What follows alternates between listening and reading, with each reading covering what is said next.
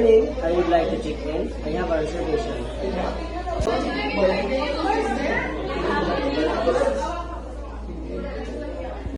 It's under Mr. Montenegro.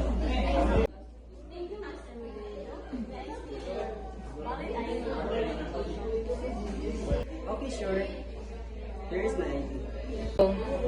Thank you. Please give me a moment for confirm your reservation. Sounds good. Thank you. Alright, I found your reservation at 2 p.m. Great. Do you have any special requests such as a non-smoking area and quiet area?